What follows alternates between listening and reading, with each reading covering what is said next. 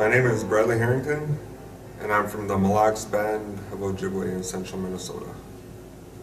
I went through Blandon, I believe, in 2014 through 2015, and went back to my community to, I went back to my community to be a better advocate and person of support for people experiencing chemical dependency.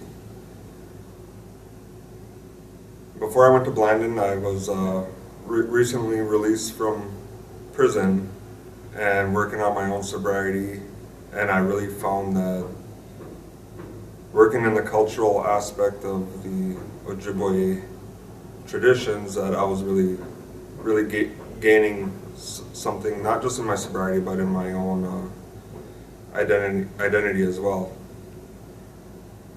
My community was facing some ODs and OD deaths, and they're happening around every week for an OD and about every month for an OD death.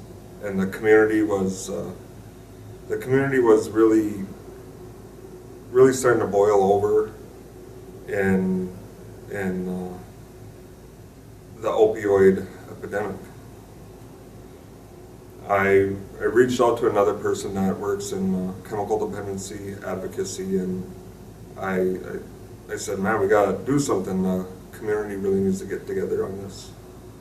And as we talked, we decided that we would do a smudge walk. And what we wanted to accomplish was getting a large-scale community effort with Ojibwe traditions at the forefront of it. So we set a date that worked for us and a time, what we wanted to do, and we made a Facebook event. Within a day, that event had been shared hundreds of times. There were a very big response to it, and a lot of community input. So we reached out to the Mille Lacs Band government and the corporate side, and we got donations for shirts. We got someone to supply the food, someone to supply the venue, which was the Mille Lacs Band District 1 Community Center. We had Mille Lacs Band Chemical Dependency show up. Some of the elected officials. Some of our community members started suggesting other things to do, like bringing drums and other items, and we were okay with it. It was a completely community-driven event. The youth reached out to us and said, because I believe that the first time that it was set for was like late morning or early afternoon, and the youth reached out to us and asked us if we could push it towards 3, towards the end of the school day, so they could attend. So we moved the time just a few hours to accommodate the youth. And the day that the smudge walk came, around 250 people showed up. We had a full parking lot. Lots of shirts to go around. We ran out of shirts for everybody, and we had someone say some words for us, and we got the crowd rallied.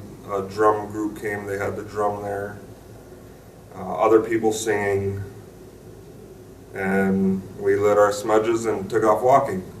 The road that we decided to take was from the community center. That's like the center point of our on the reservation. We went around the 3 schools, the early ed building, the upper and the lower school. A lot of the kids in those schools there were part of foster care or out of home placement due to parents being addicted. Some of the kids even would go as far as asking the staff at the school to send a policeman home to check on their parent because they weren't in good shape when they left for school that morning. From the schools, we went to the Neoshin Clinic. That houses our mental health, our chemical dependency, and that's where people go for help, so we wanted to make sure that got smudged. We passed the ALU where our elders are. Then around the corner we went to the government center where all the laws are passed, the money is appropriated, all the big decisions are made there, and we wanted to get that smudged. And the reason why we chose smudging was that that's an act of cleansing. We wanted to bring good spiritual energy into all these areas to help the people that live, work, play, that go to those areas, and we wanted to wash away the bad energy, bring in the good energy to really have an impact. That was a big circle. We ended up back at the community center where we started, where we had a feast and community member testimony. We had kids that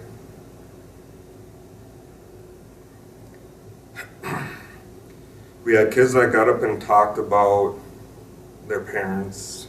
We had siblings that got up and talked about their relatives, grandparents that talked about their kids. Some of them had lost some of them, and that's it was really tough, really tough stories to tell for them. And everybody got a big charge from it. And, that was just one spiritual thing that we were able to do for the community. And from that, we've seen an uprise of community activism. We had a group from there eventually go on to patrol our parking lot every day. The tribal disbursement came out. The grocery store parking lot where a lot of drug sales were happening, to have a positive, to bring more positive influence to the parking lot, have a good presence there, and ward off any drug deals that may have been happening there. And more groups started popping up. There was a group called the Sober Squad that came up from another Mille Lacs Band community member that recently got out of prison and wanted to provide opportunity to get to sober support meetings, have sober activities. And there's a lot more people involved now. And I don't want to attribute all that just to the smudge walk alone. I think it was just a part of what was coming together in Mille Lacs and people getting involved. Without the Blandon training, there's been a lot from Mille Lacs that have went through Blandon. Without the training, we may or may not have got it done. But I believe with the Blandon training and those of us that learn ways to bring communities together, I think it greatly contributed to not just the success of the smudge walk, but to the bigger community effort in Mille Lacs. There's more people talking about how they can be included, and there's people like me and plenty others that have had training to provide that opportunity for them. So I think that's one of the Blandon really set me on a course to where I believe I make a larger, more positive impact on my community.